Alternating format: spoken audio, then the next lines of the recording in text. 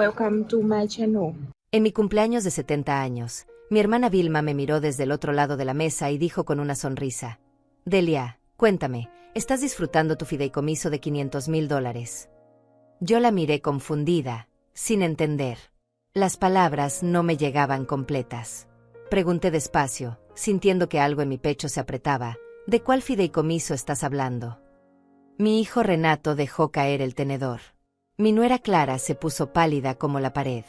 Los dos parecían querer desaparecer en ese mismo instante, tragados por el suelo de mármol de su propia casa. Entonces Vilma se volteó hacia ellos, y con esa voz firme que siempre tuvo, les preguntó directamente: ¿qué hicieron con el dinero? El silencio que siguió no era de esos silencios normales. Era pesado. Era culpable. Era la clase de silencio que grita verdades que nadie quiere escuchar. Esa noche, el olor de la casa no era de fiesta. Era de despedida. De esas que uno presiente pero no quiere nombrar. Yo estaba sentada en la punta de la mesa, como siempre, como si fuera un adorno más entre los platos caros y las copas de cristal que jamás tuve en mi propia casa. 70 años. 70 años, y mi hijo Renato había insistido tanto en celebrar mi cumpleaños en su mansión que yo no pude negarme. No porque quisiera estar ahí, sino porque una madre nunca deja de buscar el cariño de sus hijos, aunque le cueste la dignidad. Me llamo Delia Godínez. Nací en un pueblo donde las mujeres aprendíamos desde niñas a callar, a obedecer, a sonreír aunque por dentro todo se estuviera quebrando. Me casé joven. Tuve 2 hijos. Enviudé hace 5 años. Y desde entonces he vivido sola en un apartamento pequeño en las afueras de la ciudad, sobreviviendo con una pensión que apenas me alcanza para comer. Renato vive en una casa de 3 pisos con jardín y piscina. Clara, mi nuera, usa ropa de marca y cambia de auto cada 2 años. Mis nietos estudian en colegios privados donde la mensualidad cuesta más que mi renta de 3 meses. Yo siempre pensé que ellos trabajaban duro, que se lo merecían, que yo no tenía derecho a pedir nada porque ya había hecho mi parte criándolos. Pero esa noche, cuando Vilma pronunció esas palabras, algo dentro de mí se rompió. O tal vez se despertó. Vilma es mi hermana menor. Tiene 65 años y vive en otra ciudad. Es exitosa. Tiene su propia empresa de consultoría. Viaja por el mundo. Usa trajes elegantes y perfumes franceses. Nos vemos poco, tal vez 1 o 2 veces al año. No porque nos llevemos mal, sino porque nuestras vidas tomaron caminos completamente diferentes. Ella construyó un imperio. Yo construí una familia. O eso creía. Vilma llegó esa noche con un regalo envuelto en papel dorado y una botella de vino que seguramente costaba más que mi compra del mes. Me abrazó fuerte, como siempre. Me dijo que me veía bien, aunque ambas sabíamos que era mentira. Yo estaba más delgada, más cansada, más apagada. Se sentó a mi lado y empezó a hablar de sus viajes, de sus proyectos, de la vida en general. Renato y Clara sonreían forzadamente desde el otro lado de la mesa. Mis nietos estaban en sus cuartos, probablemente pegados a sus teléfonos. La conversación era superficial, incómoda, llena de pausas largas que nadie sabía cómo llenar. Entonces Vilma se sirvió más vino y me miró con esa expresión que siempre tuvo cuando estaba a punto de decir algo importante. Delia, dijo, quiero preguntarte algo que me tiene curiosa desde hace tiempo. Yo asentí, sin imaginar lo que vendría. ¿Estás disfrutando tu fideicomiso de $500,000? Preguntó con naturalidad, como quien pregunta por el clima. El mundo se detuvo. Mis oídos zumbaban. $500,000. Fideicomiso. Yo no entendía nada. Miré a Vilma como si estuviera hablando en otro idioma. ¿De cuál fideicomiso estás hablando?, pregunté, con la voz tan pequeña que casi no me reconocí. Vilma frunció el ceño. Me miró fijamente. El fideicomiso que tu esposo dejó para ti antes de morir. No lo estás usando. Sentí que el piso se movía debajo de mis pies. Mi esposo. Mi difunto esposo. ¿Un fideicomiso? Nunca me habló de eso. Nunca vi documentos. Nunca recibí dinero. Nada. Absolutamente nada. Yo no sé nada de eso, murmuré, sintiendo como las lágrimas empezaban a picar en mis ojos. Vilma dejó la copa sobre la mesa con un golpe seco. Su rostro cambió. Ya no era la hermana amable que llegó con regalos. Era la empresaria implacable que no tolera mentiras ni traiciones. Se volteó hacia Renato y Clara, que estaban completamente inmóviles, como estatuas de sal. ¿Qué hicieron con el dinero?, preguntó Vilma, con una voz tan fría que heló toda la habitación. Renato se aclaró la garganta. Intentó sonreír. Tía Vilma, creo que hay un malentendido. No hay ningún malentendido, lo interrumpió Vilma. Yo estuve presente cuando tu padre firmó esos documentos. Yo fui testigo. $500,000 en un fideicomiso para Delia, con instrucciones claras de que ella recibiría pagos mensuales de por vida. ¿Dónde está ese dinero? Clara se puso de pie tan rápido que su silla casi se cae. Necesito ir al baño, murmuró, y salió casi corriendo. Renato se quedó ahí, abriendo y cerrando la boca como un pez fuera del agua. Sus ojos evitaban los míos. Y en ese momento, yo supe que mi hermana estaba diciendo la verdad. Supe que mi hijo me había robado. Supe que todo lo que él tenía, todo lo que presumía, todo lo que me hacía sentir como una carga, había sido construido con mi dinero. Mamá, empezó a decir Renato, con esa voz de niño que usaba cuando había hecho algo malo, déjame explicarte. Pero yo levanté la mano. No quería escucharlo. No todavía. Primero necesitaba entender. Necesitaba procesar.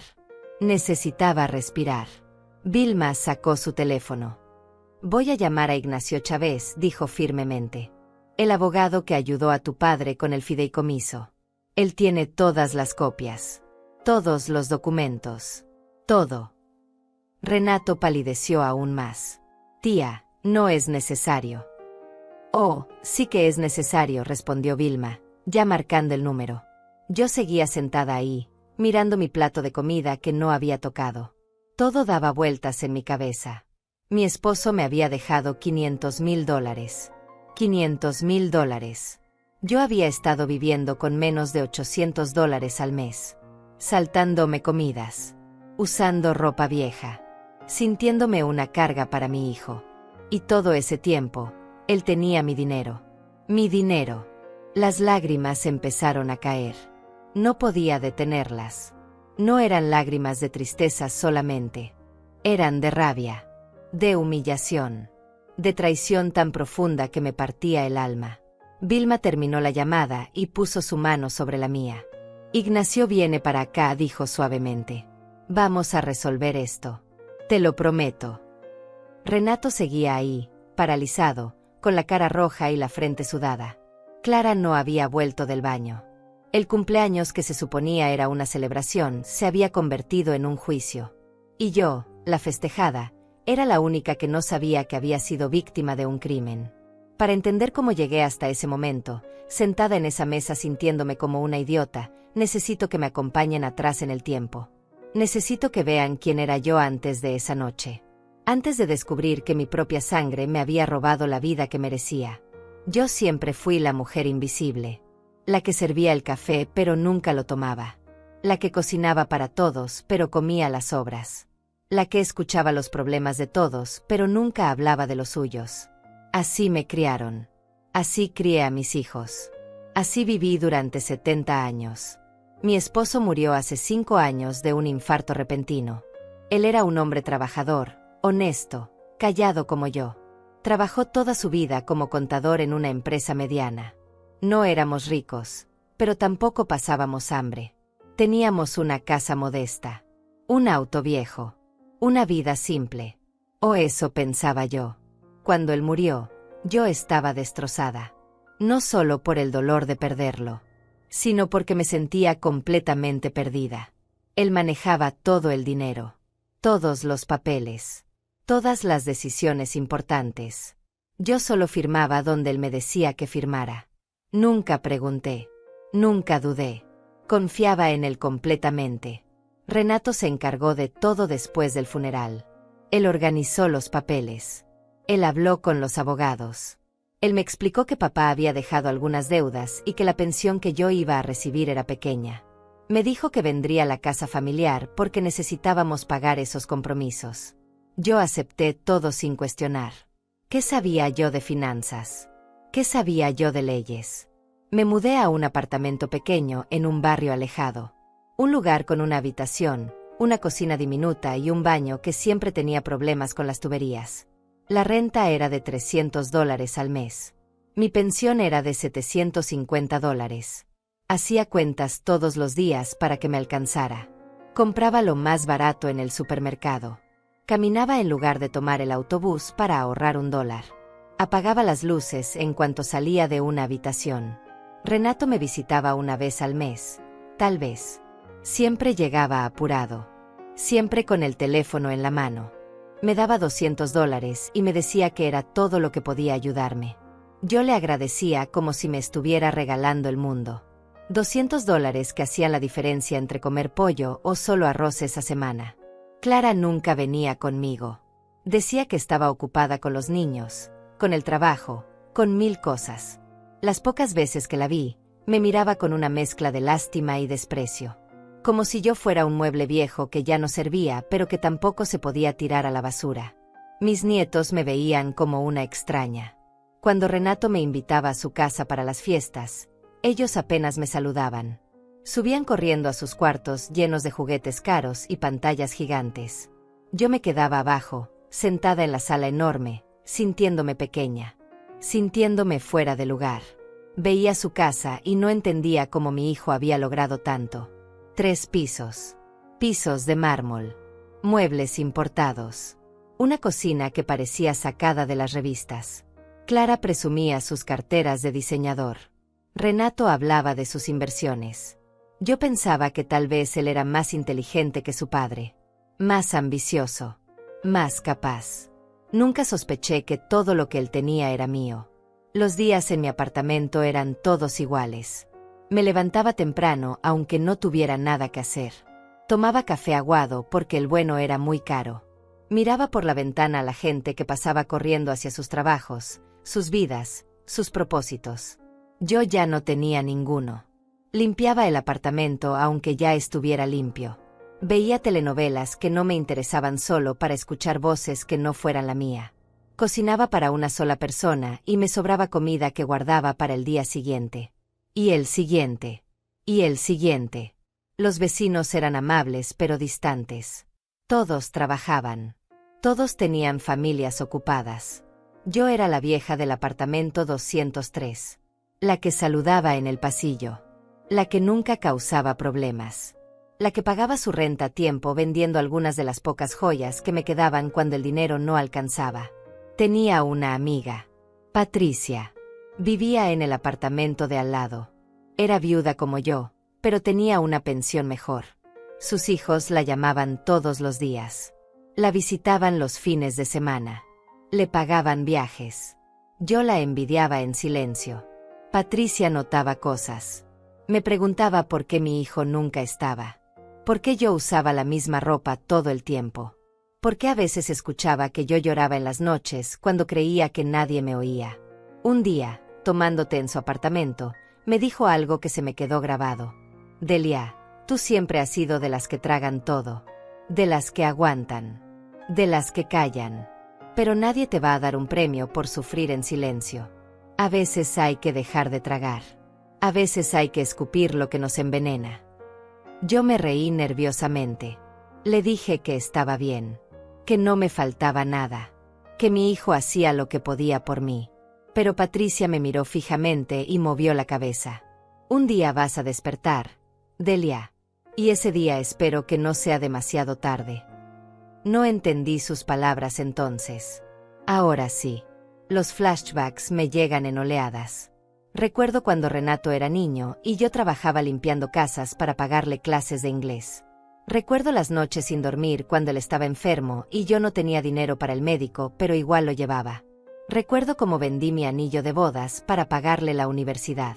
Recuerdo también cómo él empezó a avergonzarse de mí cuando creció. Cómo dejó de presentarme a sus amigos. Cómo me pedía que no fuera a buscarlo a la escuela porque los otros niños se burlaban de mi ropa vieja. Como cuando se casó con Clara, me sentaron en la última fila de la iglesia como si fuera una invitada más y no la madre del novio. Siempre me dije que era normal. Que los hijos crecen y se alejan. Que yo tenía que entender. Que no podía ser una carga. Esas palabras. Carga. ¿Cuántas veces las escuché? ¿Cuántas veces me las dije a mí misma? No quiero ser una carga. No puedo pedirles más. Ya hicieron suficiente por mí. Yo estoy bien sola. Mentiras. Todas mentiras que me repetía para no enfrentar la verdad. La verdad de que mi hijo me había abandonado emocionalmente mucho antes de robarme el dinero. La verdad de que yo había permitido que me trataran como basura porque creía que eso era amor. Que eso era ser una buena madre. Las semanas antes de mi cumpleaños fueron extrañas. Renato me llamó más seguido de lo normal. Insistió en que fuera a su casa para la celebración. Dijo que Clara estaba preparando algo especial. Que los niños querían verme. Yo acepté emocionada. Pensé que tal vez finalmente me estaban incluyendo. Que tal vez finalmente me veían. Patricia me ayudó a arreglarme esa noche. Me prestó un chal bonito. Me peinó. Me dijo que me veía hermosa. Pero también me dijo algo más. Algo que sonó como advertencia. Si algo se siente raro esta noche, no te quedes callada. Tú vales más de lo que crees. Yo me reí. Le dije que dejara de preocuparse.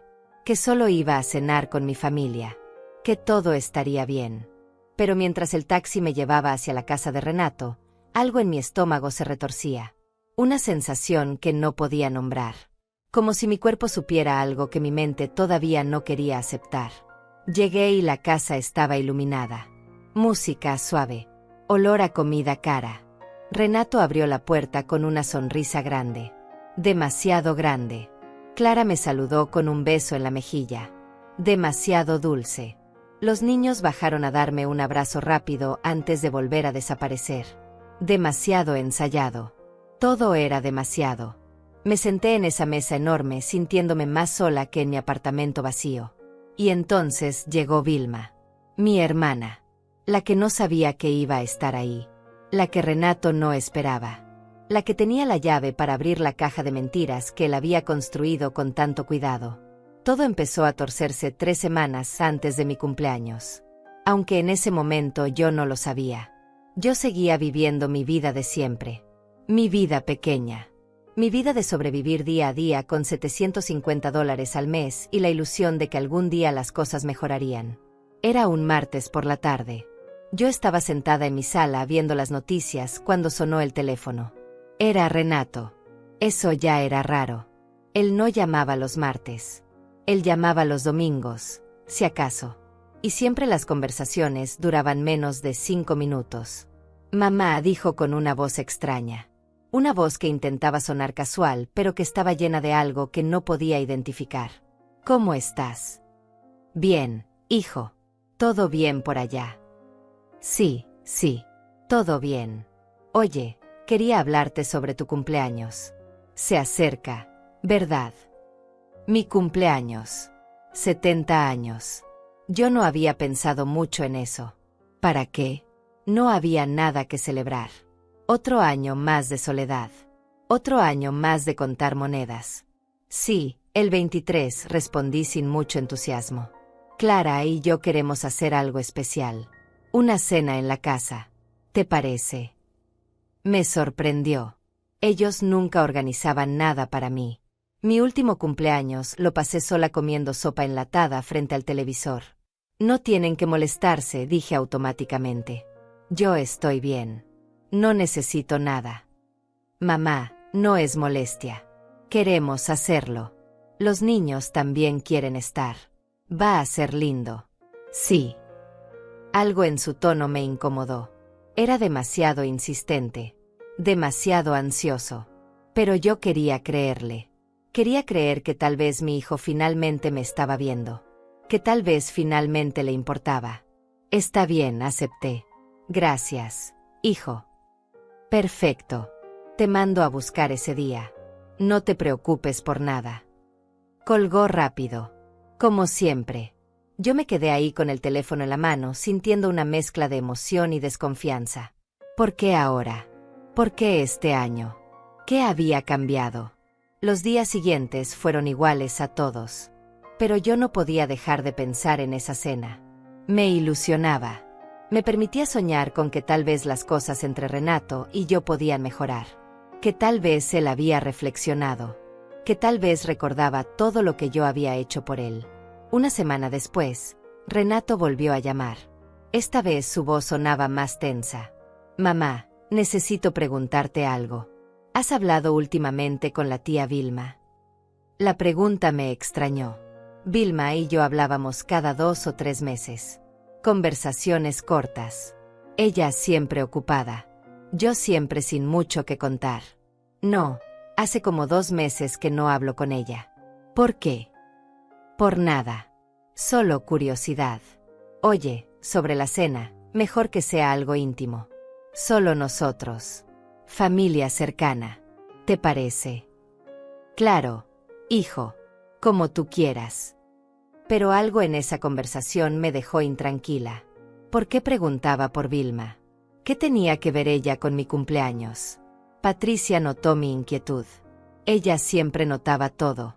Estábamos tomando té en su apartamento cuando se lo mencioné. Dice que quiere hacer una cena para mi cumpleaños, le conté. Pero no sé. Se oye raro. Nervioso. Patricia dejó su taza sobre la mesa y me miró seria. Delia, ¿tú confías en tu hijo? La pregunta me dolió. Es mi hijo. Claro que confío en él. Aunque nunca te visite, aunque te tenga viviendo con menos de lo que gastas en propinas, aunque viva en una mansión mientras tú cuentas centavos para comprar pan. Él hace lo que puede por mí, me defendí. Siempre lo defendía. Era mi trabajo. Era lo que las madres hacen. ¿Y si no está haciendo nada por ti? ¿Y si está haciendo todo en tu contra? No digas eso, le pedí, sintiendo como las lágrimas amenazaban con salir. Renato no es así. Patricia suspiró. Tomó mi mano. Delia, escúchame. Tú eres una buena mujer. Demasiado buena. Y la gente buena siempre termina siendo pisoteada por los que no tienen escrúpulos. No estoy diciendo que tu hijo sea malo. Solo te estoy diciendo que abras los ojos. Que no tragues todo lo que te dicen sin masticar primero. Sus palabras se quedaron flotando en mi cabeza durante días. Yo intentaba ignorarlas. Intentaba convencerme de que ella estaba equivocada. Que era una amargada. Que proyectaba sus propios problemas en mi vida. Pero en las noches, cuando no podía dormir, me preguntaba cosas. ¿Por qué Renato vivía tan bien si yo había quedado sin nada? ¿Por qué mi esposo me había dejado solo esa pensión miserable si él trabajó durante 40 años? ¿Por qué Renato se había encargado de todos los papeles sin dejarme ver nada? Una tarde, decidí buscar. No sabía qué estaba buscando exactamente, pero necesitaba encontrar algo. Lo que fuera. Saqué la caja de documentos que tenía guardada en el closet. Papeles viejos. Facturas pagadas. Fotos. Recuerdos. Al fondo había una carpeta con algunos documentos del funeral de mi esposo. Recibos. Certificados. Una carta del abogado que manejó todo. La carta estaba dirigida a Renato. Decía algo sobre finalizar los trámites del patrimonio. Pero no decía nada específico. Nada que yo pudiera entender. Había un nombre. Ignacio Chávez. Abogado. Con un número de teléfono. Sostuve ese papel durante largo rato. ¿Debía llamar? ¿Qué le diría? ¿Qué derecho tenía yo a meterme en cosas que Renato ya había resuelto? Pero las palabras de Patricia resonaban. Abre los ojos. No tragues todo. Guardé el papel en mi cartera. No llamé ese día. Ni el siguiente. Pero lo llevaba conmigo como si fuera una bomba que no me atrevía a detonar. El viernes antes de mi cumpleaños, Renato apareció en mi apartamento sin avisar. Eso nunca pasaba. Él nunca venía sin avisar. Tocó la puerta y yo casi me caigo del susto. Hijo, qué sorpresa, dije abriendo la puerta. Él entró mirando todo como si fuera la primera vez que venía. Como si nunca hubiera visto la pobreza en la que yo vivía. Como si recién se diera cuenta de lo miserable que era mi vida. Mamá, necesito hablar contigo, dijo sin sentarse. ¿Pasó algo? ¿Estás bien? Sí, sí. Solo quería confirmar que vas a venir a la cena el martes. Es importante que estés ahí. Claro que voy a estar. Ya me lo dijiste. Él se pasó la mano por el pelo. Estaba sudando aunque el apartamento estaba frío. ¿Y no has hablado con nadie? ¿No te ha llamado nadie preguntando por papá? Por cosas de dinero. Mi corazón empezó a latir más rápido. No. ¿Quién me iba a llamar? Nadie. Solo pregunto. A veces hay estafadores que llaman a viudas diciendo que hay herencias o cosas así. Si alguien te llama, no le hagas caso. Y me avisas de inmediato. Está bien, hijo. Él me dio un beso rápido en la frente y se fue tan rápido como llegó. Yo me quedé parada en medio de la sala sintiendo que algo muy malo estaba a punto de pasar. Esa noche no pude dormir. Di vueltas en la cama pensando en todo. En las llamadas extrañas. En la visita inesperada. En las advertencias sobre estafadores. En la insistencia con la cena. Al día siguiente, saqué el papel con el número del abogado. Lo miré durante horas. Finalmente, con las manos temblando, marqué. Una secretaria contestó. Bufete Chávez. Buenas tardes. Buenas tardes. Yo quisiera hablar con el señor Ignacio Chávez. ¿De parte de quién? Delia Godínez. Soy la viuda de Juárez Godínez. Él manejó algunos asuntos de mi esposo hace 5 años. Hubo una pausa. Un momento, por favor. La espera fue eterna. Yo casi cuelgo 3 veces. Pero algo me detuvo. Finalmente, una voz masculina. ¿Señora Godínez? Soy Ignacio Chávez.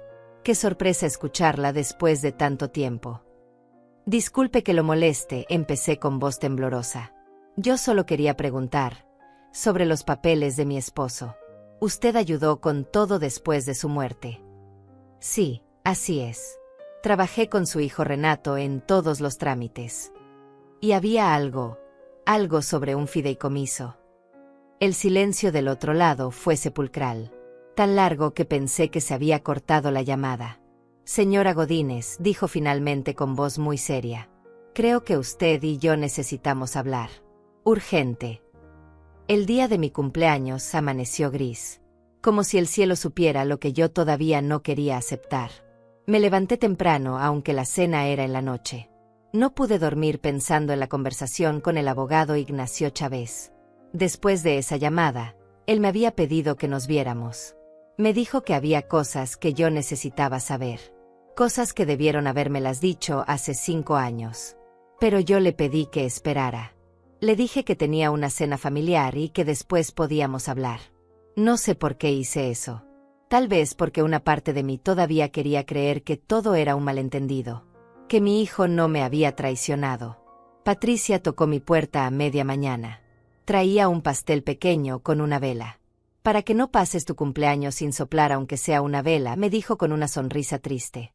Nos sentamos en mi sala comiendo pastel con café aguado. Ella me miraba como si quisiera decirme algo, pero no se atrevía. ¿Qué pasa?, le pregunté. Estás rara. Más rara que de costumbre. ¿Pasó algo? Le conté sobre la llamada al abogado. Sobre sus palabras misteriosas. Sobre la sensación de que algo terrible estaba a punto de revelarse. Patricia dejó su plato a un lado. Delia, escúchame bien. Vayas donde vayas esta noche, no te quedes callada. Si algo no te parece, di algo. Si alguien te falta el respeto, levántate y vete. Tú no le debes nada a nadie. Mucho menos a quien te ha hecho sentir pequeña toda tu vida. Es mi hijo, susurré. Y tú eres su madre. La que se partió el lomo por él. La que vendió hasta su anillo de bodas para darle un futuro. No se te olvide eso cuando él intente hacerte sentir que tú eres la que debe agradecerle. Sus palabras me calaron hondo. Me abrazó fuerte antes de irse. Llámame cuando llegues a casa. No me importa la hora. Me quedé sola mirando el reloj. Las horas pasaban lentas como tortura. Me bañé. Me puse el único vestido medio decente que tenía. Un vestido café que ya estaba desteñido, pero que al menos no tenía agujeros. Me peiné frente al espejo y me vi vieja. Cansada. Acabada. 70 años. Toda una vida. ¿Y para qué? Para estar sola en un apartamento miserable esperando que mi hijo me diera migajas de atención una vez al año. Renato mandó un taxi a buscarme a las 7. El conductor era amable. Me preguntó si iba a una celebración. Le dije que sí, que era mi cumpleaños. Me felicitó. Le di las gracias. No le dije que me sentía como si fuera a mi propio funeral. Cuando el taxi se detuvo frente a la casa de Renato, mi estómago se retorció. La casa estaba iluminada. 3 pisos de lujo que yo nunca entendí cómo mi hijo pudo pagar. Jardines perfectos. Autos caros en la entrada. Todo tan diferente del apartamento donde yo contaba centavos para comprar arroz. Toqué el timbre. Clara abrió la puerta. Llevaba un vestido que probablemente costaba más que mi renta de 6 meses. Su sonrisa era perfecta. Demasiado perfecta. Delia, qué bueno que llegaste. Feliz cumpleaños. Me dio 2 besos en el aire. Ni siquiera me tocó la cara. Entré y el olor a comida cara me golpeó. Camarones, vino, pan recién horneado. Todo lo que yo no podía permitirme. Me llevó a la sala. Renato estaba ahí con los niños. Se levantó a saludarme. Mamá, feliz cumpleaños. Me abrazó. Pero era un abrazo vacío. De esos que se dan por obligación. Los nietos me saludaron desde el sofá sin levantarse. Dijeron un hola abuela mecánico y volvieron a sus teléfonos. Yo me senté en una silla sintiendo que sobraba en mi propia celebración. Clara trajo copas de vino. ¿Quieres una, Delia? No, gracias. Con agua está bien. ¿Segura? Es un vino italiano muy bueno. Segura. Renato estaba nervioso. Lo notaba. Se movía mucho. Miraba el teléfono cada 2 minutos. Conversaba, pero sus palabras sonaban huecas. Como ensayadas. Pasaron 30 minutos de conversación forzada. Preguntas superficiales sobre mi salud. Comentarios sobre el clima. Nada real. Nada profundo. Yo solo esperaba que la cena terminara rápido para poder irme. Y entonces sonó el timbre. Renato se puso pálido. Clara dejó caer su copa, pero la atrapó antes de que se rompiera. Se miraron entre ellos con una expresión que no pude descifrar. Miedo. Pánico. Algo así. ¿Esperan a alguien más?, pregunté. No, dijo Renato rápido. Demasiado rápido. Debe ser una equivocación. Pero el timbre volvió a sonar. Más insistente esta vez. Clara fue a abrir. Yo escuché voces en la entrada. Una voz de mujer que reconocí de inmediato, aunque hacía meses que no la escuchaba. Vilma. Mi hermana. Entró a la sala como un huracán. Elegante como siempre. Traje sastre gris. Tacones altos. Perfume caro. Cabello perfecto. Traía un regalo grande envuelto en papel dorado y una botella de vino. Delia, gritó emocionada al verme. Corrió a abrazarme. Un abrazo real. De los que aprietan fuerte. Feliz cumpleaños, hermana. 70 años. No lo puedo creer. Yo estaba en shock. Vilma, no sabía que venías. Quise darte la sorpresa. Me miró fijamente. Renato me dijo que iban a celebrar tu cumpleaños y no podía perdérmelo. 70 años no se cumplen todos los días. Miré a Renato. Él no le había dicho nada. Eso era obvio por su cara. Vilma había venido por su cuenta. Y él no la esperaba. No la quería ahí. Tía Vilma, qué sorpresa, dijo Renato con voz tensa. No sabíamos que venías. Por eso es una sorpresa, sobrino. Vilma se sentó a mi lado y me tomó la mano. ¿Cómo estás, Delia? Te veo más delgada. Estoy bien, mentí. ¿Segura? ¿Estás comiendo bien? ¿Te alcanza con lo que tienes? Las preguntas me incomodaron. No porque fueran groseras, sino porque eran reales.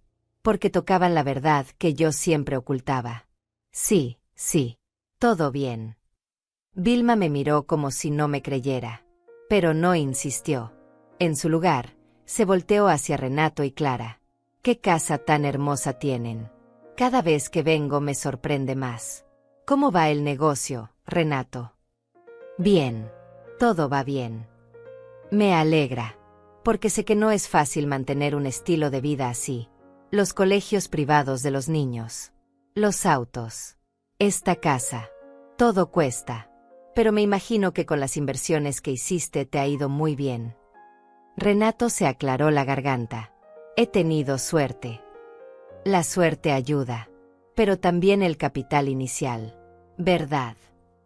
El aire se puso tenso. Yo no entendía por qué. Pero algo en el tono de Vilma era diferente. Como si estuviera jugando un juego que solo ella conocía las reglas. Clara apareció de la cocina. La cena está lista. Pasamos al comedor. Nos movimos todos hacia el comedor enorme. Una mesa de madera que podía sentar a 12 personas. Platos finos. Cubiertos de plata. Servilletas de tela. Todo tan elegante. Todo tan fuera de mi realidad. Me sentaron en la cabecera. Como la festejada. Vilma se sentó a mi derecha. Renato y Clara al frente. Los niños en las puntas, callados y aburridos. La comida era exquisita. Ensalada con ingredientes que no conocía. Salmón al horno. Papas con hierbas. Vino caro que todos tomaban menos yo. Conversación educada que no decía nada. Y entonces Vilma dejó su tenedor sobre el plato. Tomó un sorbo largo de vino. Me miró con una expresión que no pude leer. Y dijo las palabras que cambiarían todo. Delia, quiero preguntarte algo que me tiene curiosa desde hace tiempo. ¿Estás disfrutando tu fideicomiso de $500,000? El mundo se detuvo. El ruido del comedor desapareció. Solo escuchaba mi corazón latiendo en mis oídos. $500,000. Fideicomiso. Las palabras no tenían sentido. ¿De cuál fideicomiso estás hablando?, pregunté con voz temblorosa. Vilma frunció el ceño. El fideicomiso que tu esposo Juárez dejó para ti antes de morir. Yo estuve presente cuando firmó los documentos. $500,000. Para que tuvieras una vejez digna. Para que nunca te faltara nada. Las lágrimas empezaron a picar en mis ojos. Yo no sé nada de eso. Vilma dejó la copa con un golpe seco. Su rostro cambió completamente. Ya no era la hermana dulce. Era la empresaria implacable. Se volteó hacia Renato y Clara. ¿Qué hicieron con el dinero? El silencio que siguió a esa pregunta era tan pesado que podía sentirlo aplastándome el pecho. Renato y Clara se habían quedado completamente inmóviles. Como estatuas de sal. Como si el tiempo mismo se hubiera congelado solo para ellos. Mis nietos miraban confundidos de un adulto a otro sin entender qué estaba pasando. Yo tampoco entendía completamente. Pero algo dentro de mí ya sabía la verdad. La había sabido desde la llamada con el abogado. La había sabido desde las visitas extrañas de Renato. Tal vez la había sabido desde hace 5 años, pero me negaba a verla. Tía Vilma, empezó Renato con voz temblorosa, creo que hay un malentendido aquí. No hay ningún malentendido, lo cortó Vilma con una frialdad que nunca le había escuchado. Yo estuve ahí. En la oficina del abogado Ignacio Chávez. Tu padre me pidió que fuera testigo cuando firmó esos documentos. $500,000 en un fideicomiso irrevocable para Delia. Con pagos mensuales garantizados de por vida. $4,000 mensuales. Todo protegido legalmente para que ella nunca tuviera que preocuparse por dinero. $4,000 mensuales. Yo vivía con 750. Las palabras no me cabían en la cabeza. No podían ser reales. Mamá, dijo Renato mirándome finalmente. Déjame explicarte. Pero Vilma levantó la mano. No. Primero responde mi pregunta. ¿Dónde está ese dinero? ¿Por qué tu madre vive en un apartamento miserable con una pensión que no le alcanza ni para comer bien? ¿Por qué ella no sabe nada sobre el fideicomiso? Clara se puso de pie tan rápido que su silla casi cae. Necesito ir al baño, murmuró, y prácticamente corrió fuera del comedor. Los niños también se levantaron. ¿Podemos irnos a nuestros cuartos?, preguntó el mayor. Váyanse, dijo Renato sin mirarlos. Quedamos solo nosotros 3. Vilma furiosa. Renato aterrado. Y yo en medio, sintiendo como mi mundo se desmoronaba pedazo a pedazo. Renato, dije con voz que no reconocí como mía. ¿Es verdad lo que dice tu tía? Él se pasó las manos por la cara. Sudaba. Le temblaban las manos. Mamá, es complicado. No es complicado, intervino Vilma. Es bastante simple. ¿Sí o no? ¿Sabías del fideicomiso? Silencio. ¿Lo sabías?, insistió mi hermana. Sí, susurró Renato finalmente. Lo sabía. Las palabras me cayeron como piedras, como golpes, como traición física que me quitaba el aire. ¿Y por qué yo no sabía?, pregunté, sintiendo como las lágrimas empezaban a caer sin control. Renato no me miraba a los ojos. Papá me nombró administrador del fideicomiso. Me dejó a cargo de manejar todo. Pensé que era mejor usarlo para inversiones, para hacer crecer el dinero, para asegurar el futuro de la familia. ¿El futuro de qué familia?, preguntó Vilma con desprecio. ¿Tu futuro? Porque el futuro de tu madre claramente no te importó. Ella es la beneficiaria, no tú. Ese dinero era para ella. Yo iba a dárselo, se defendió Renato débilmente. Cuando fuera el momento adecuado. ¿Cuándo?, grité. No pude contenerme. 70 años aguantando todo en silencio y finalmente algo dentro de mí se rompió. ¿Cuándo era el momento adecuado, Renato? ¿Cuando yo me muriera de hambre? ¿Cuando ya no pudiera pagar mi renta? ¿Cuándo? Mamá, no es así. Entonces, ¿cómo es? Mi voz temblaba de rabia y dolor.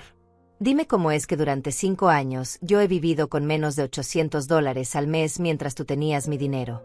Dime cómo es que yo he vendido mis cosas para poder comer mientras tú comprabas autos de lujo. Dime cómo es que yo me he sentido una carga para ti cuando todo este tiempo estabas viviendo de lo que era mío. Vilma sacó su teléfono. Voy a llamar a Ignacio Chávez ahora mismo.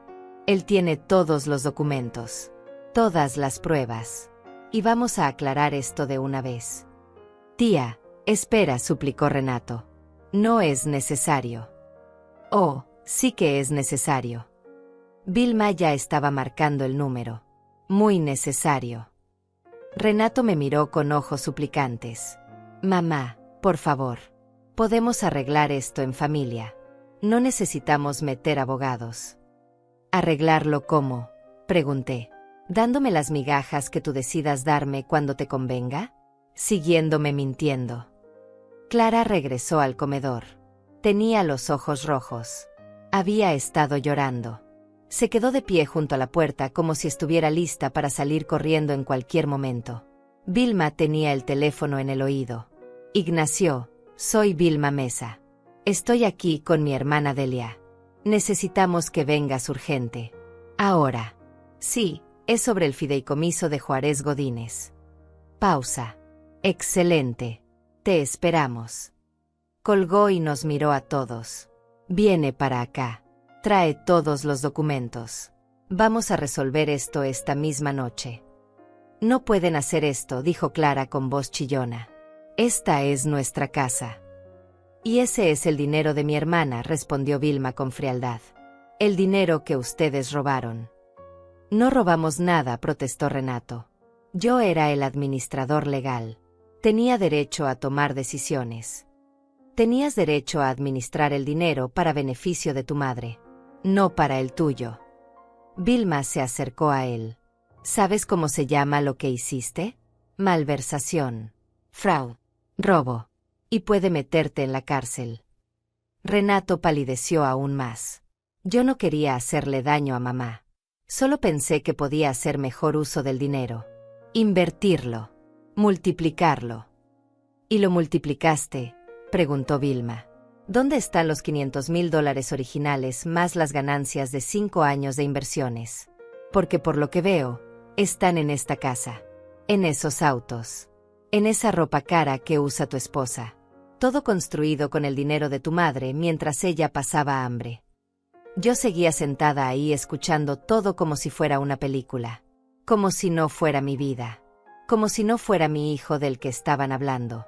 Mi hijo que me había robado. Que me había mentido. Que me había dejado sufrir mientras él vivía como rey con mi dinero. Renato, dije finalmente con voz calmada. Demasiado calmada. La calma que viene después de la tormenta. Mírame a los ojos. Él levantó la vista lentamente. ¿Alguna vez sentiste culpa? ¿Alguna vez, en estos 5 años, pensaste en mí viviendo sola en ese apartamento horrible mientras tú dormías en tu cama de sábanas caras compradas con mi dinero? Mamá, yo. Responde. ¿Sí o no? Silencio. Ese silencio me dijo todo lo que necesitaba saber. ¿Y tú? Me volteé hacia Clara. Tú sabías. Ella asintió casi imperceptiblemente. Cobarde hasta el final. Ni siquiera podía admitirlo en voz alta. Ustedes dos, dije levantándome de la silla, me vieron luchar. Me vieron contar monedas. Me vieron usar la misma ropa gastada una y otra vez. Me vieron rechazar invitaciones porque no tenía dinero ni para el autobús. Y no dijeron nada. No hicieron nada. Siguieron tomando mi dinero y dejándome creer que era una carga para ustedes. Las lágrimas caían, pero mi voz no temblaba. Algo había cambiado dentro de mí. Algo se había roto, pero también algo se había fortalecido. Lo peor, continué, no es que me robaron el dinero. Lo peor es que me robaron la dignidad. Me hicieron sentir inútil. Estúpida. Una vieja que no servía para nada. Me hicieron creer que debía agradecerles las migajas que me daban. Y todo el tiempo sabían la verdad. Renato intentó acercarse, pero yo levanté la mano. No me toques. Mamá, perdóname. Yo puedo devolverte todo. Te juro que... ¿Con qué?, preguntó Vilma.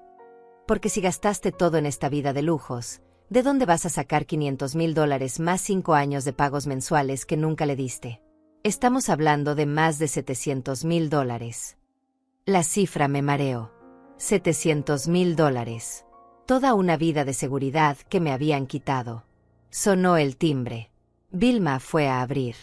Regresó con un hombre de unos 60 años. Traje oscuro. Maletín de cuero. Expresión seria. Buenas noches, dijo el hombre. Soy Ignacio Chávez. Lamento que nos veamos bajo estas circunstancias, señora Godínez. Me levanté. Mis piernas temblaban. Usted habló conmigo por teléfono. Así es. Y lamento profundamente no haber insistido en hablar con usted directamente hace 5 años.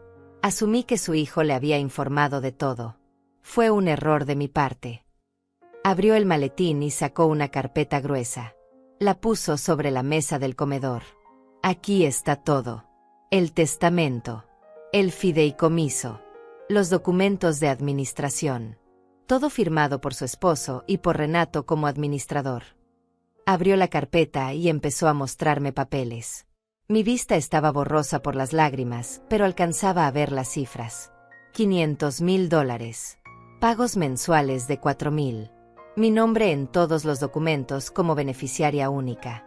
Su esposo fue muy claro, explicó Ignacio. Este dinero era solo para usted. Renato tenía autorización para administrarlo, pero con la obligación legal de entregarle los pagos mensuales sin falta. Cualquier desviación de esos fondos para uso personal constituye un delito. Renato se dejó caer en una silla. Clara lloraba en silencio. Yo seguía de pie mirando esos papeles que representaban la traición más profunda que había vivido. Ignacio Chávez extendió los documentos sobre la mesa como si fueran cartas de un juego macabro. Cada papel era una prueba más de la mentira en la que había vivido durante 5 años. Yo los miraba sin poder procesarlos completamente. Mi cerebro se negaba a aceptar que todo esto era real. Señora Godínez, dijo el abogado con voz firme pero no cruel, ¿usted recibió algún pago mensual de este fideicomiso en los últimos 5 años? No, respondí con un hilo de voz. Yo no sabía que existía. ¿Le explicaron alguna vez los términos del testamento de su esposo? Renato me dijo que había algunas deudas, que tuvimos que vender la casa familiar para pagarlas, que solo quedaba una pensión pequeña para mí. Ignacio negó con la cabeza. No había deudas. La casa se vendió, sí, pero el dinero de esa venta más los ahorros de su esposo y su seguro de vida sumaron los $500,000 que conforman el fideicomiso. Todo estaba destinado a usted. Me senté antes de caerme. Las piernas no me sostenían. La casa también. También. Su esposo dejó instrucciones claras de vender la propiedad y añadir ese valor al fideicomiso para maximizar sus ingresos mensuales. Usted debió haber estado viviendo con $4,000 al mes. Cómodamente. Sin preocupaciones. $4,000 mensuales durante 5 años. Hice el cálculo rápido en mi cabeza. $240,000 que nunca vi. $240,000 que mi hijo había usado mientras yo contaba centavos para comprar pan. Renato, dijo Ignacio volteándose hacia mi hijo, ¿dónde está el dinero? Mi hijo tenía la cabeza entre las manos. Lo invertí. ¿En qué? En esta casa. En el negocio. En los colegios de los niños. En todo. ¿Tienes registro de esas inversiones? ¿Estados de cuenta? Documentos que demuestren que ese dinero fue invertido con intención de generar beneficios para tu madre. Silencio. Te lo voy a preguntar de otra manera, continuó el abogado. ¿Puedes devolver los $500,000 originales más los pagos mensuales que le debías a tu madre? Más silencio. Clara sollozaba más fuerte ahora. No puede, dijo Vilma con desprecio. Lo gastó todo. En lujos. En apariencias. En vivir una vida que no le correspondía. Ignacio sacó más papeles. Aquí tengo los extractos bancarios del fideicomiso. Durante el primer año después de la muerte de su esposo, Renato transfirió $50,000 para el enganche de esta casa. Otros $100,000 se fueron en renovaciones. $30,000 en un auto. Y así sucesivamente. En 2 años, había vaciado casi completamente el fondo principal. ¿Y los otros 3 años? Preguntó Vilma. Préstamos contra el fideicomiso. Más transferencias. Pequeñas cantidades aquí y allá que sumadas llegan a cifras importantes. Para cuando quisimos darnos cuenta, ya no quedaba prácticamente nada. Quisimos. Repetí. Usted sabía todo esto. Ignacio bajó la mirada. Por primera vez, el abogado parecía avergonzado. Yo sabía que Renato estaba haciendo movimientos. Él es el administrador legal, entonces técnicamente tenía autorización. Pero yo asumí que usted estaba al tanto. Que él le consultaba. Que había un acuerdo familiar. Nunca imaginé que usted no sabía nada. ¿Por qué no me buscó para confirmar? Mi voz sonó más dura de lo que pretendía. Debía haberlo hecho. Es mi responsabilidad profesional. Y le ofrezco mis más sinceras disculpas. Pero también debo decirle que Renato me aseguró varias veces que usted estaba bien cuidada. Que vivía con ellos. Que no necesitaba el dinero mensualmente porque él cubría todos sus gastos. Miré a Renato con una mezcla de horror y asco. Le dijiste que yo vivía con ustedes. Renato no respondió.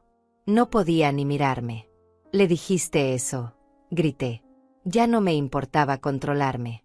Le mentiste al abogado diciéndole que me cuidabas mientras yo vivía sola comiendo sopa de lata. Mamá, yo pensé que eventualmente te traería a vivir con nosotros. ¿Cuándo? ¿En 10 años más? ¿Nunca? Esa era otra mentira que te decías para dormir tranquilo por las noches. Clara finalmente habló. Su voz era chillona y patética. Nosotros queríamos ayudarte, Delia, pero teníamos gastos. Los niños necesitan tantas cosas.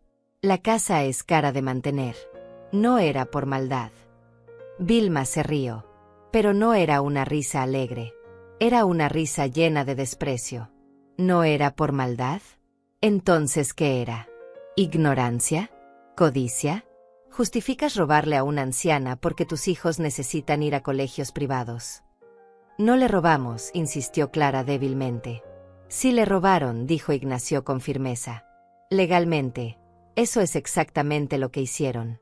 Malversación de fondos fiduciarios. Fraude. Abuso financiero de un adulto mayor. Todos esos son delitos penales, además de civiles. El miedo se instaló en el rostro de Renato. ¿Penales? Pero yo soy su hijo. Ella no me va a denunciar. Todos me miraron. Yo me quedé callada. No sabía qué sentía. Demasiadas emociones al mismo tiempo. Dolor, rabia, traición. Pero también algo nuevo. Algo que no había sentido en años. Poder. la sensación de que finalmente yo tenía el control. ¿Qué queda del fideicomiso?, preguntó Vilma a Ignacio. El abogado revisó sus papeles. Aproximadamente $30,000. Es todo lo que no fue dilapidado. 30,000 de 500,000. Mi esposo había trabajado toda su vida para asegurar mi futuro y su propio hijo lo había destruido en menos de 5 años. ¿Y qué opciones tiene mi hermana?, continuó Vilma. Ignacio se acomodó los lentes. Varias. Puede presentar una demanda civil para recuperar los fondos más daños y perjuicios. Puede presentar una denuncia penal por fraude y malversación. O puede intentar llegar a un acuerdo privado con su hijo para la devolución del dinero. ¿Cuál recomienda usted?, preguntó Vilma. Depende de lo que la señora Godínez quiera lograr. Si quiere recuperar su dinero rápidamente, un acuerdo privado podría ser más expedito.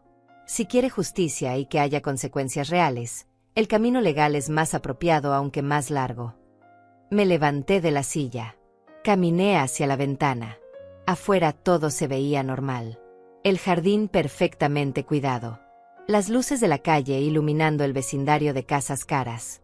Nada de eso era real. Todo era una ilusión construida con mi dinero y mi sufrimiento. Mamá, dijo Renato detrás de mí. Por favor, habla conmigo. Dime qué quieres que haga. Me di la vuelta lentamente. Lo miré a los ojos. Esos ojos que una vez me miraron con amor de niño. Esos ojos que ahora solo reflejaban miedo y culpa. ¿Qué quiero que hagas?, repetí sus palabras. Quiero que me digas la verdad. Por primera vez en 5 años. ¿Planeaste esto desde el principio? ¿Desde que papá murió ya sabías que ibas a quedarte con mi dinero? No, no fue así. Al principio solo tomé un poco para el enganche de la casa. Pensé que lo iba a devolver. Pero luego necesitábamos más. Y más. Y se me fue de las manos. ¿Y nunca pensaste en decirme la verdad? En darme al menos una parte de lo que me correspondía. Bajó la vista. Tenía miedo de que te enojaras. De que me juzgaras. ¿Y preferiste dejarme vivir en la miseria?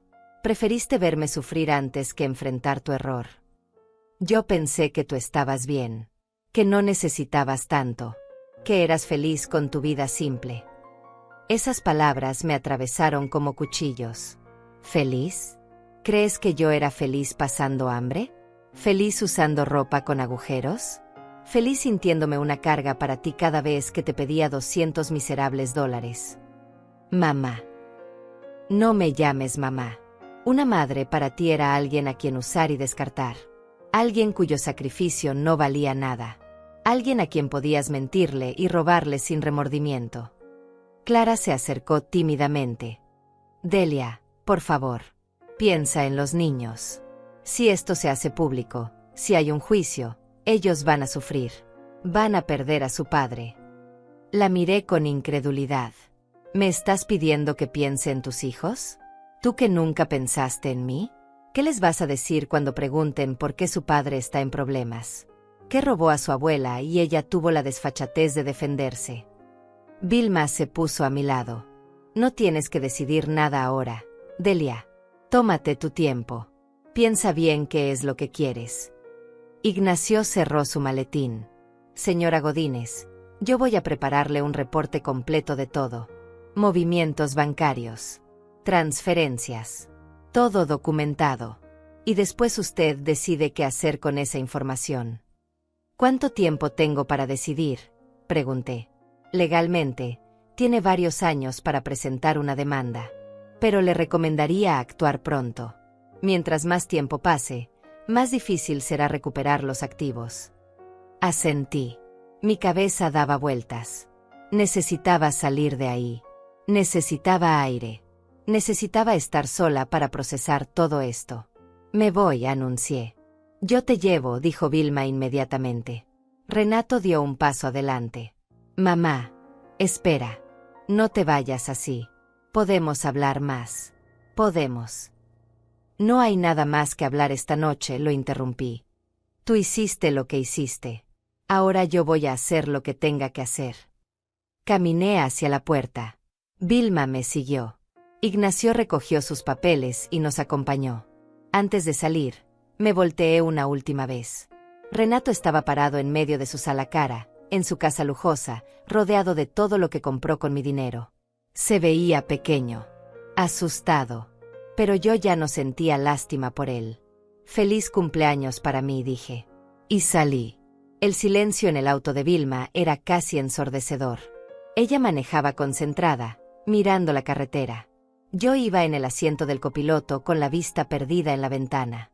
Las luces de la ciudad pasaban borrosas. O tal vez era porque no podía dejar de llorar. No eran lágrimas ruidosas. No sollozaba. Solo dejaba que cayeran mientras mi cabeza intentaba procesar todo lo que acababa de pasar. Mi cumpleaños número 70 había sido el peor y el más revelador de mi vida. El día en que descubrí que durante 5 años había sido víctima de mi propio hijo. ¿Quieres que te lleve a tu apartamento?, preguntó Vilma suavemente. Sí, susurré. Manejamos en silencio otros 15 minutos.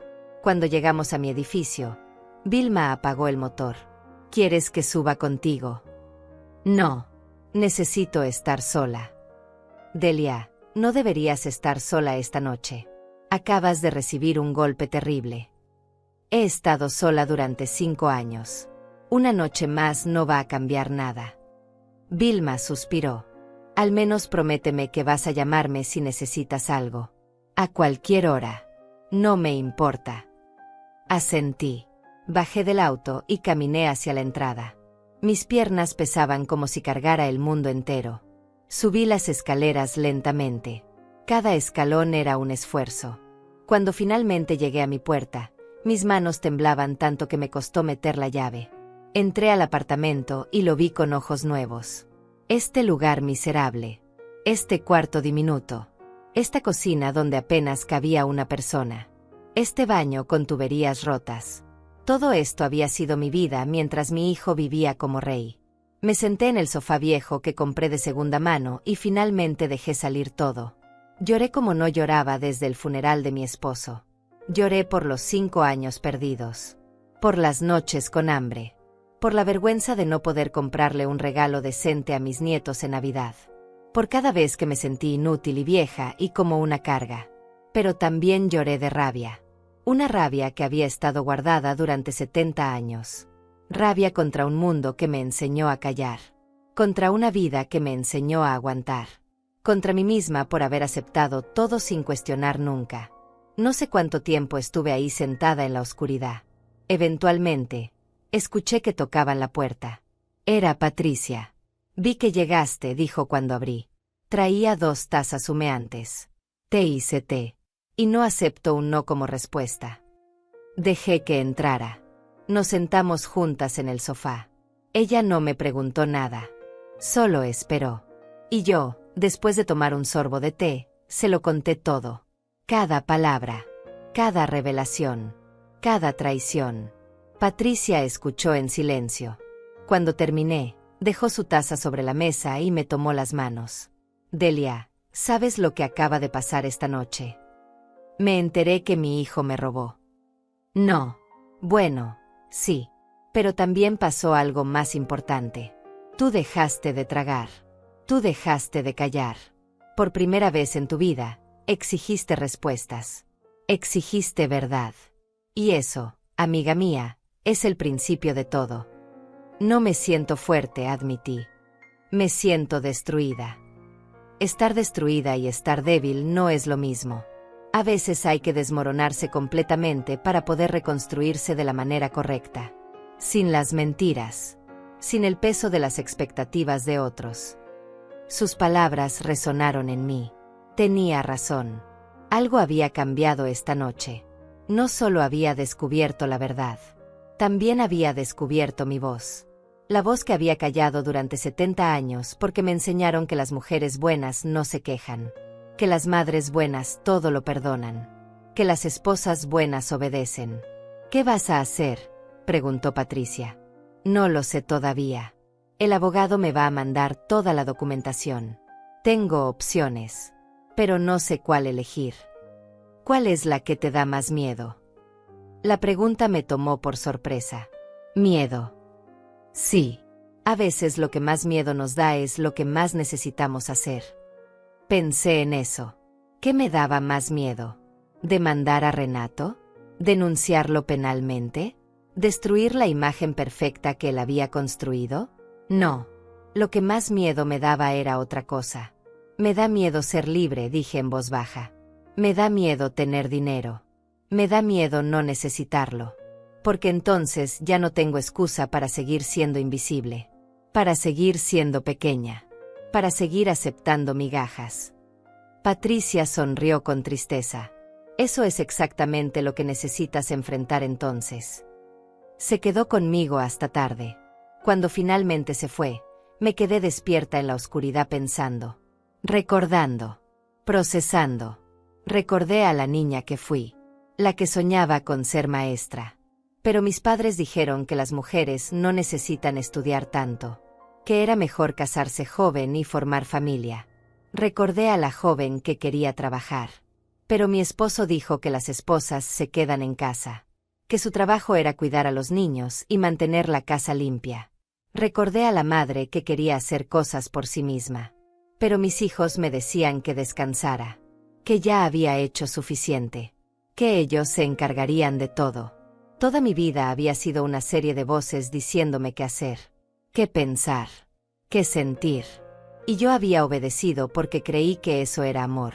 Creí que sacrificarme era lo correcto. Creí que desaparecer era noble. Pero esta noche había aprendido algo. El sacrificio sin reciprocidad no es amor. Es autodestrucción. Y yo había estado destruyéndome durante 70 años creyendo que estaba siendo virtuosa. Los siguientes días fueron extraños. Ignacio Chávez me mandó toda la documentación como prometió. Carpetas gruesas llenas de papeles que mostraban cada dólar que Renato había tomado. Cada transferencia. Cada mentira documentada en extractos bancarios. Vilma me visitó todos los días. Me ayudó a revisar los documentos. Me explicó términos legales que no entendía. Me recordó una y otra vez que yo no había hecho nada malo. Que la culpa era completamente de Renato. Renato llamó. Muchas veces. Dejó mensajes. Mensajes suplicantes. Mensajes donde prometía devolverme todo. Mensajes donde lloraba y pedía perdón. Yo no contesté ninguno. No estaba lista. Clara también llamó. Sus mensajes eran diferentes. Eran justificaciones. Eran intentos de hacerme sentir culpable. Piensa en la familia. No seas egoísta. Los niños te necesitan. Como si yo les debiera algo a ellos después de lo que me hicieron. Patricia me acompañaba en las tardes. Tomábamos té. Hablábamos de todo y de nada. Ella compartía historias de su propia vida. De cómo sus hijos también la habían decepcionado en ciertos momentos. De cómo había aprendido a poner límites. A decir que no, a elegirse a sí misma sin sentirse culpable. ¿Sabes cuál es la diferencia entre nosotras y la generación de nuestras hijas? Me preguntó un día. Ellas aprendieron que podían tenerlo todo. Nosotras aprendimos que no merecíamos nada. Y ambas enseñanzas están equivocadas. Una semana después de mi cumpleaños, Vilma llegó con una propuesta. He estado hablando con Ignacio, dijo sentándose en mi sofá. Y creo que tenemos una estrategia. ¿Qué clase de estrategia? Una que te devuelva tu dinero, pero también tu dignidad. Una que haga que Renato enfrente las consecuencias, pero sin destruir completamente a los niños que son inocentes en todo esto. Escuché mientras Vilma explicaba el plan. Era inteligente. Era justo. Pero también era implacable. Requería que yo fuera firme. Que no cediera. Que no dejara que la culpa o el amor maternal me hicieran retroceder. ¿Puedo hacerlo?, pregunté en voz alta, aunque la pregunta era más para mí misma. Puedes, afirmó Vilma. Pero solo si realmente quieres. Nadie te va a juzgar si decides perdonar y olvidar. Es tu decisión. ¿Tú qué harías? Mi hermana me miró fijamente. Yo ya sé lo que haría. Pero yo no soy tú. Yo no pasé 5 años viviendo en este apartamento. Yo no tuve que vender mis cosas para comer. Yo no tuve que aguantar que mi propio hijo me hiciera sentir como basura mientras vivía de mi dinero. Esta decisión es solo tuya. Esa noche no dormí.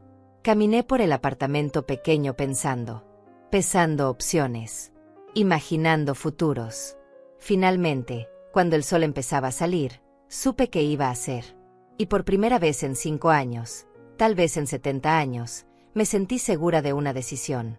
No porque alguien me dijera que era lo correcto, sino porque yo sabía que lo era.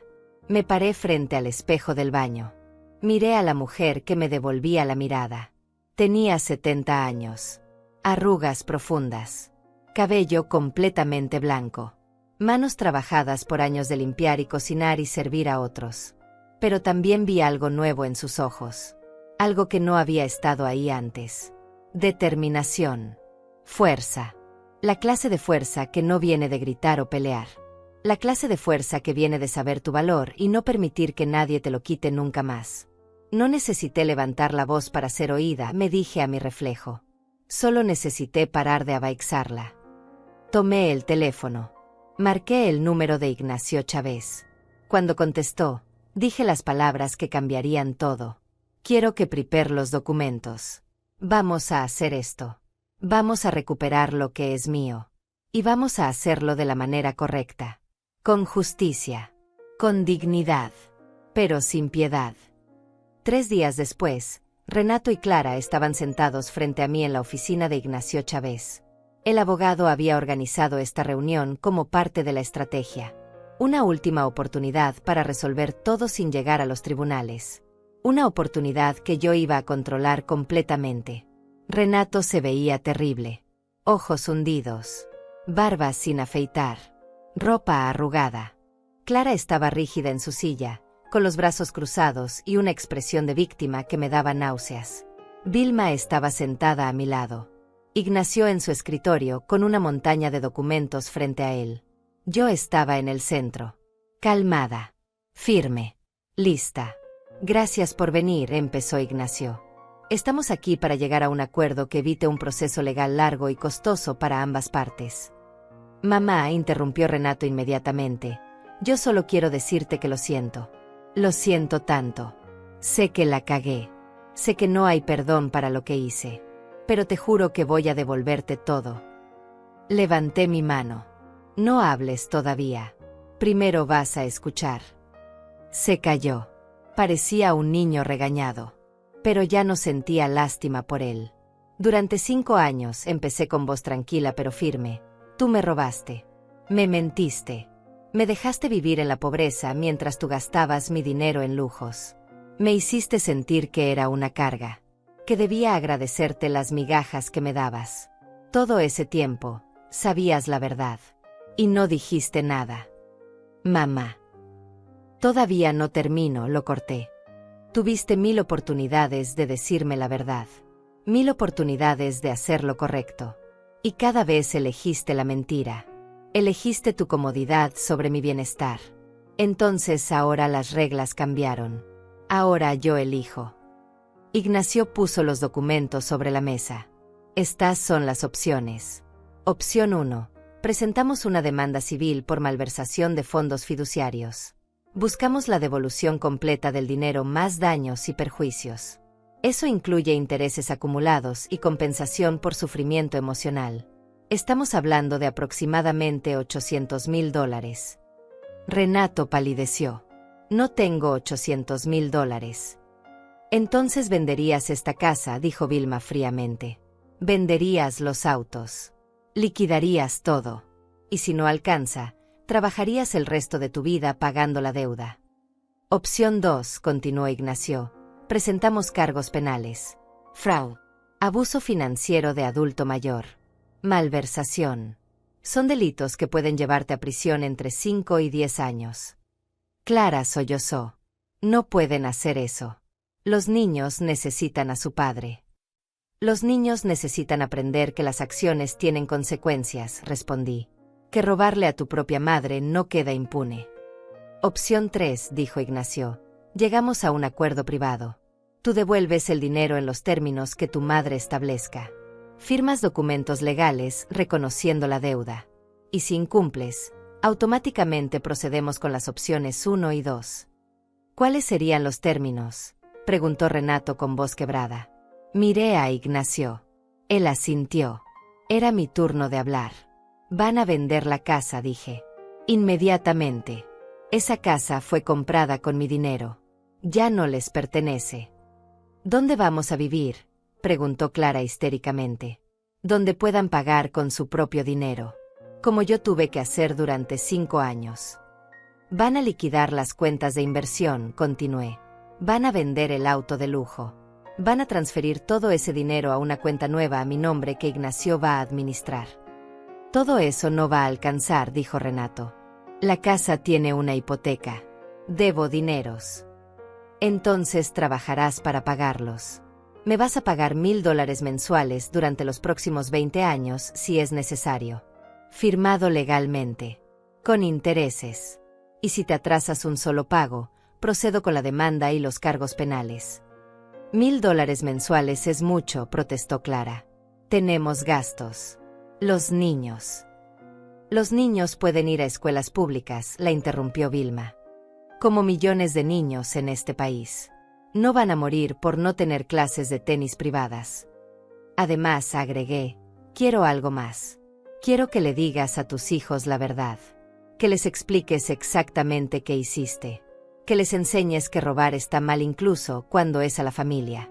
Especialmente cuando es a la familia. Renato tenía lágrimas cayendo por su rostro.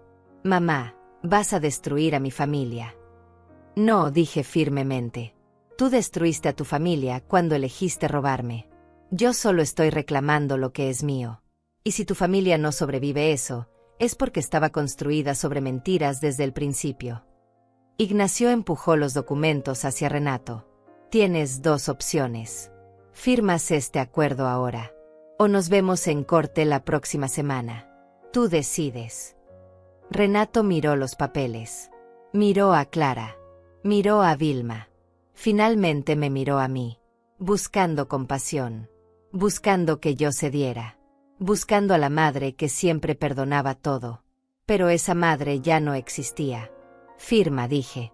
O enfréntate a las consecuencias completas de tus acciones. Con manos temblorosas, Renato tomó la pluma. Leyó los documentos. Cada página era un recordatorio de su traición. Cada cláusula era una deuda que tendría que pagar. Firmó. Clara también tuvo que firmar como codeudora solidaria. Ambos se comprometían a devolver todo. A vender todo. A pagarme mensualmente. Y a enfrentar consecuencias legales severas si incumplían. Cuando terminaron, Ignacio recogió los documentos. Estos son legalmente vinculantes. Tienen 30 días para vender la propiedad y transferir los fondos iniciales. Los pagos mensuales comienzan el mes siguiente. Renato seguía sentado ahí, destruido.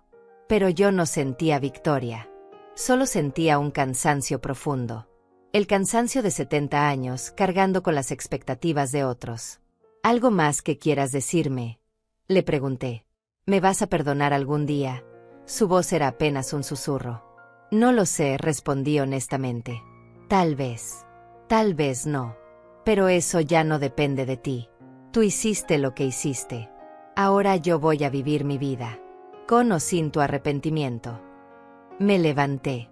Vilma me acompañó. Salimos de esa oficina dejando atrás a un hijo que había aprendido la lección más dura de su vida. La lección de que las madres también tienen límites. De que el amor no significa permitir el abuso. De que perdonar no significa olvidar ni permitir que vuelva a pasar. Afuera, el sol brillaba. Era un día hermoso. Y por primera vez en 5 años, yo podía ver la belleza sin que estuviera manchada por la preocupación del dinero. ¿Cómo te sientes?, preguntó Vilma. Libre, respondí. Finalmente libre. 6 meses después, yo estaba sentada en la terraza de mi nuevo apartamento tomando café. No café aguado de sobre. Café de verdad. De granos recién molidos. El tipo de café que siempre había visto en las tiendas, pero nunca me permití comprar. El apartamento no era grande. Pero era mío. 2 habitaciones. Cocina completa. Baño que funcionaba. Y esta terraza pequeña donde podía ver el amanecer todas las mañanas. Lo había alquilado con el dinero recuperado de la venta de la casa de Renato. Ignacio había manejado todo impecablemente. La casa se vendió en 3 semanas. Después de pagar la hipoteca y las deudas, quedaron $200,000 que fueron directamente a mi cuenta. Los autos se vendieron. Las cuentas se liquidaron. En total, había recuperado casi $300,000. No eran los 500,000 originales. Pero era suficiente. Más que suficiente para una mujer de 70 años que solo necesitaba paz y dignidad. Ignacio había reinvertido el dinero en un nuevo fideicomiso. Esta vez, yo era la única administradora. Nadie más tenía acceso. Nadie más podía tomar decisiones sobre mi futuro. Los pagos mensuales de $2,500 llegaban puntualmente a mi cuenta cada mes. Y Renato cumplía con sus $1,000 adicionales. Por ahora, Vilma me visitaba seguido. A veces nos íbamos a almorzar a restaurantes bonitos. Otras veces solo caminábamos por el parque hablando de la vida. Ella me había ayudado a abrir los ojos, a encontrar mi voz, a entender que ser fuerte no significa gritar. Significa saber tu valor y no permitir que nadie te lo quite. Patricia seguía siendo mi vecina. Bueno, ya no vivíamos en el mismo edificio, pero nos veíamos casi todos los días. Tomábamos té, compartíamos historias. Ella me había enseñado que la amistad verdadera no necesita sangre compartida. Solo necesita respeto mutuo y honestidad. Renato. No hablábamos mucho. Él llamaba una vez al mes. Conversaciones cortas e incómodas. Me contaba que habían alquilado un apartamento más pequeño, que Clara había tenido que buscar trabajo, que los niños estaban adaptándose a la escuela pública. Me preguntaba cómo estaba yo. Yo respondía con monosílabos. No había perdonado. No estaba segura de si algún día lo haría. Pero había algo más importante que el perdón. Había encontrado paz. Paz con lo que pasó. Paz con mis decisiones. Paz conmigo misma. Los nietos me mandaban mensajes a veces. Mensajes cortos. Confundidos. Renato les había contado una versión suavizada de la verdad. Les había dicho que había cometido un error con el dinero de la abuela, que estaba tratando de enmendarlo. Los niños no entendían completamente. Pero eso estaba bien. Algún día entenderían. Yo había empezado a hacer cosas que nunca me permití. Tomé clases de pintura. Resultó que tenía talento para los paisajes. Nada profesional. Pero me gustaba. Me hacía feliz. Y eso era suficiente. Me uní a un club de lectura en la biblioteca del barrio. Mujeres de mi edad que se reunían una vez por semana para hablar de libros. Algunas tenían historias similares a la mía. Hijos que las habían decepcionado. Familias que las habían usado. Todas estábamos aprendiendo a vivir para nosotras mismas después de 70 años viviendo para otros. Una tarde, mientras pintaba en mi terraza, sonó el teléfono. Era un número desconocido.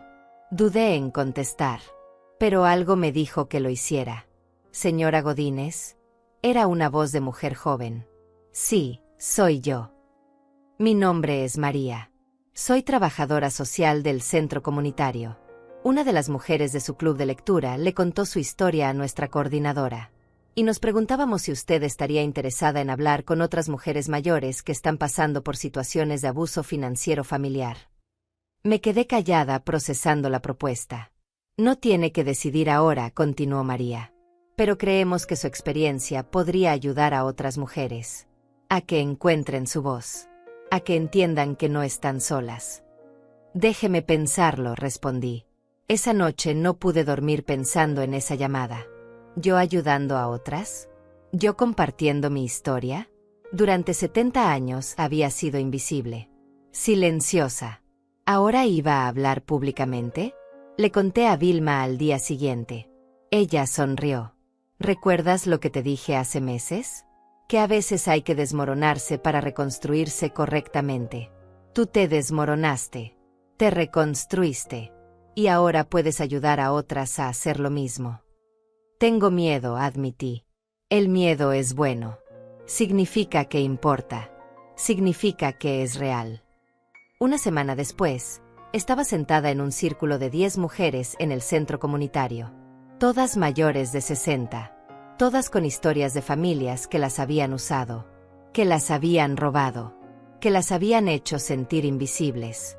Les conté mi historia, sin adornar, sin suavizar, la verdad completa, el fideicomiso, la traición, la pobreza, y también la recuperación, la justicia, la paz. Cuando terminé, había lágrimas en todos los ojos, pero también había algo más: esperanza, reconocimiento, la comprensión de que no estaban locas, de que no estaban solas, de que había un camino hacia adelante. Una mujer levantó la mano tímidamente. ¿Cómo encontraste el valor para enfrentarlos? No lo encontré, respondí honestamente. Lo construí, día a día, decisión a decisión, dejando de tragarme lo que me envenenaba, aprendiendo que mi voz importaba, que mi vida importaba, que yo importaba. Ahora han pasado casi un año desde aquella noche de mi cumpleaños, desde la revelación que cambió todo. Yo sigo viviendo en mi apartamento con terraza, sigo pintando, sigo leyendo, sigo tomando café de verdad todas las mañanas, pero también hago algo más. 2 veces al mes me reúno con ese grupo de mujeres. Les ayudo a entender sus derechos. Las acompaño a hablar con abogados. Las sostengo cuando tienen miedo. Les recuerdo que no es egoísmo cuidarse, que no es crueldad poner límites, que merecen dignidad sin importar su edad. Renato sigue pagando. Clara sigue trabajando. Los nietos están creciendo. Tal vez algún día nuestra relación mejore, o tal vez no. Pero eso ya no define mi valor ni mi felicidad. Esta mañana, mientras tomaba café viendo el amanecer, pensé en todo el camino recorrido, en la mujer que era hace un año. Invisible, callada, convencida de que su único valor estaba en servir a otros. Y miré a la mujer que soy ahora, visible, con voz, convencida de que su valor está simplemente en existir. Me levanté y fui al espejo. La misma mujer de 70 años me devolvió la mirada. Las mismas arrugas, el mismo cabello blanco, pero los ojos eran diferentes. Ya no reflejaban resignación, reflejaban paz, fuerza, propósito. Ellos me robaron mis años y lo llamaron cuidado, dije a mi reflejo. Pero yo los recuperé, en silencio, con verdad y con valentía. Sonreí, una sonrisa real, de las que salen del alma, porque finalmente entendí algo fundamental. La justicia no siempre es ruidosa, a veces es silenciosa. La fuerza no siempre es violenta, a veces es serena. Y la libertad no siempre viene de afuera, a veces viene de adentro, de decidir que mereces más, y luego hacer lo necesario para conseguirlo. Si esta historia te tocó el corazón, si algo en ella resonó con tu propia vida o la de alguien que conoces, quédate conmigo, porque hay más historias como esta. Historias de mujeres que encontraron su voz cuando todos les dijeron que se callaran. Historias de justicia silenciosa, de dignidad recuperada, de vidas reconstruidas. La próxima historia podría sonar dolorosamente familiar, o podría ser exactamente lo que necesitas escuchar hoy. Porque nunca es tarde para dejar de ser invisible. Nunca es tarde para recuperar lo que es tuyo. Y nunca, jamás es tarde para elegirte a ti misma.